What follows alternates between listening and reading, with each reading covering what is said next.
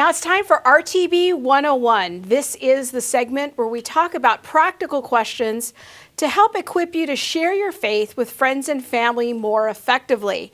And I'm here once again with my colleague and minister of the gospel, Dr. Hugh Ross. Welcome, Hugh. Hello.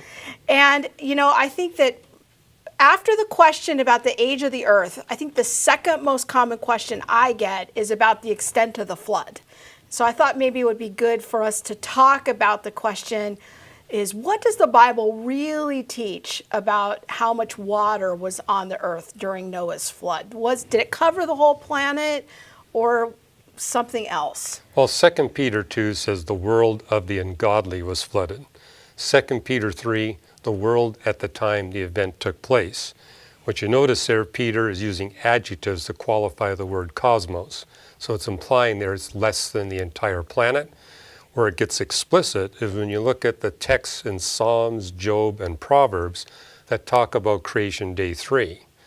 And what you see, for example, in Psalm 104 is that once God transforms our world from a water world where there's only ocean to where you got oceans and continents, verse 9 says, never again will water cover the whole face of the earth. So 5 places in Job, Psalms, and Proverbs it tells us that the flood of Noah cannot be global in extent. Nevertheless, it inundated the entire world of the ungodly human population. So the extent of the flood was the extent of the human population at that time, as you see in 2 Peter 3. And what you see in Hebrews 11 is that humanity was resolute in disobeying God's command to multiply and fill the earth. So we're talking about part of the planet, not the entire planet. So it was the whole world what that ungodly people lived, and included all the animals that were associated with those human beings. And I think it's really interesting how you framed up that answer, because you went right to Scripture. I think that many Christians have only been given this kind of the Sunday school answer that the water of Noah's time covered the whole planet. But I think it's interesting. You went right to Scripture to make a case that it was I didn't less go than the to planet. Genesis 6, 7, and 8. I think that's the problem. Most Christians think there's only 3 chapters that talk about the flood of Noah. There's many texts in the Bible. So the secret is we need to read the entire Bible, all 66 books, to see what it's got to say before we draw a conclusion.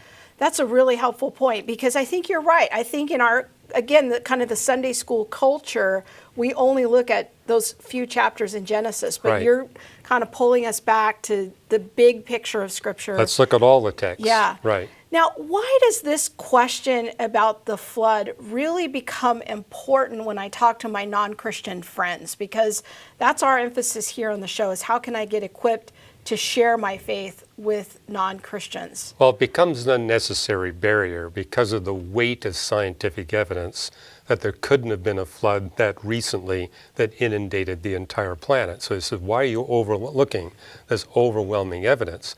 And if that's what the Bible teaches, then I'm convinced the Bible is not communicating truth. Don't talk to me about anything else that's in the Bible. So you've had that experience a lot with non-Christians that said, I can't believe the Bible because of this kind of silly story of the global flood.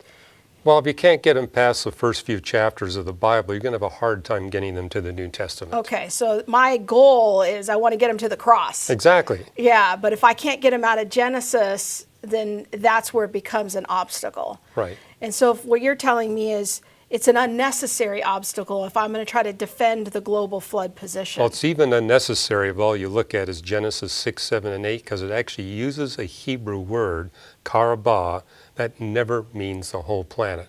It's only used for part of the planet. So even within the text, it tells you we're not talking about a global flood. Very good. So that's going to help me as I'm talking to my non-Christian friends. I don't need to defend the position of a global flood, even if I believe that the Bible is history. Yeah, don't defend what the Bible doesn't teach. Very good. That's helpful. And I want to invite all of you to check out Hugh's blog, Today's New Reason to Believe. Just go to the reasons.org website and you can check out his blogs. I think that they're so thought-provoking, but even better, it's a great blog to share with a non-Christian friend where they can really begin to investigate the evidence for the God of the Bible. Thanks for joining us.